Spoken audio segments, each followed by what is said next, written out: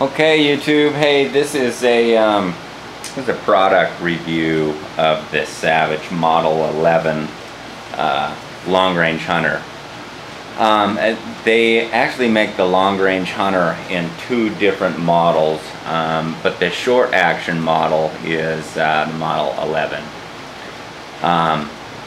Anyway, I've really had an opportunity to spend quite a bit of time with this rifle and have thoroughly enjoyed it.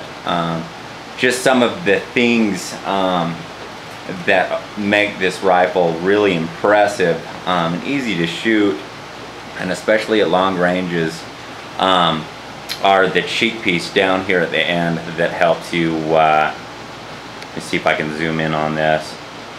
That adjustable comb really helps you get right where you need to be and put your head in place on the gun, so that you can look down your scope.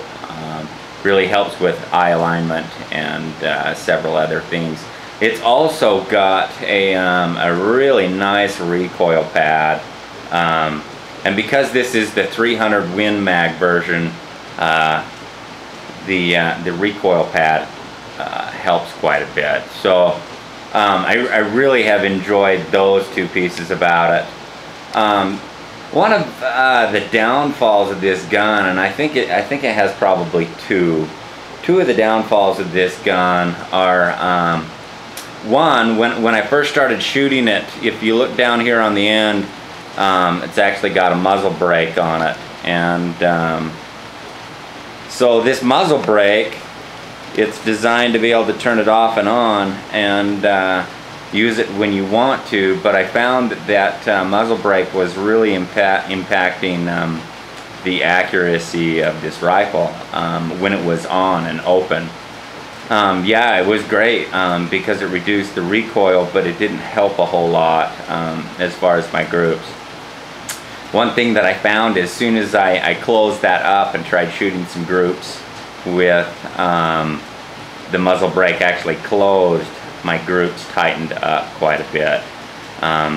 There was a marketable difference, and it went from probably an inch and a half down to 3/4 of an inch pretty consistently. So I've got a, let me zoom back out here. The scope that I have on it is it's kind of a knockoff brand,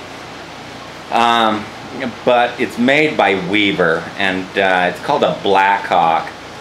I bought it from Cabela's in the Bargain Cave, and paid a little over like 600 bucks for it, and it ended up working really well. I'm just super pleased with it.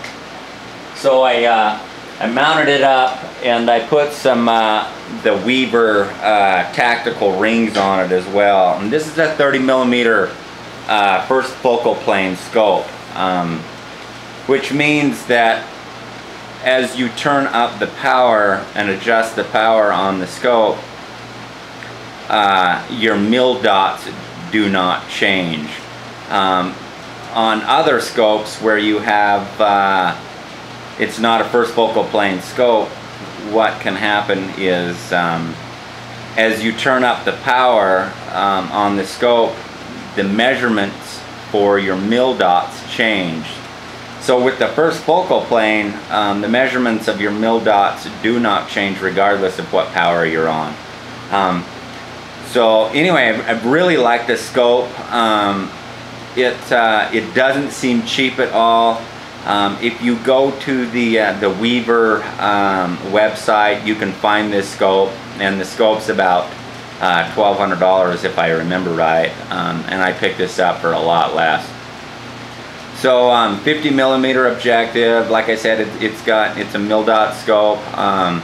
It's got adjustable target turret knobs on it that are extremely easy to reset back to 0. And the scope, when I dial in for 1,000 yards, it comes right back to where it's supposed to be when I adjust it back down. And so it may be a knockoff brand, but it's probably one of the best knockoff brands that I've seen. A lot of scopes, when you adjust the the elevation and the windage on them to make some of the longer range shots tend to not come back to the original point of where you had them set. This scope does that really well. So anyway, the gun shoots really well. It's a little bit picky about some of the bullets. It seems to like 150s and 155s. It shot those really well. It has not shot the 165s or the 168s very well, and I have not shot 180s through it.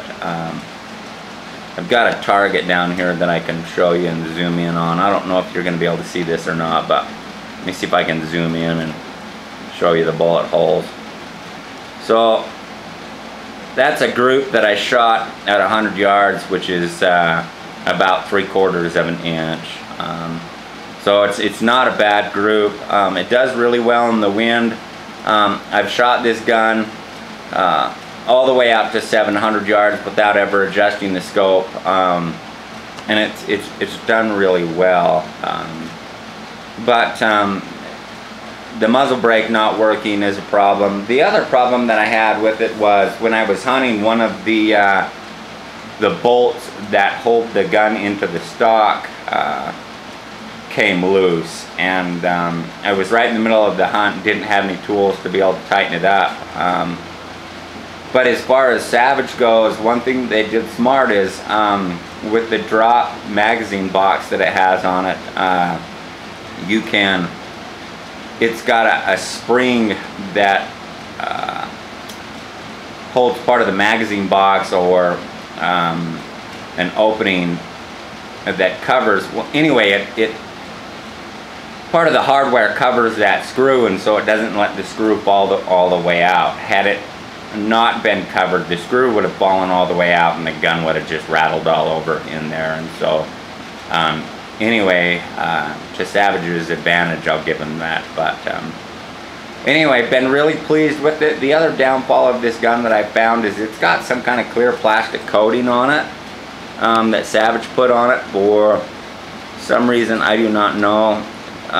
You can kind of see right there where it's starting to peel off, and so that just looks really crappy. But as far as the rest of the gun goes, consistently it's an inch or 3/4 of an inch. I do hand load, and my loads are, I'm measuring them back 12/1000ths of an inch from the lands, is how I'm seating those bullets, and I'm using Reloader 17. So I really like that powder. I get good velocities for it.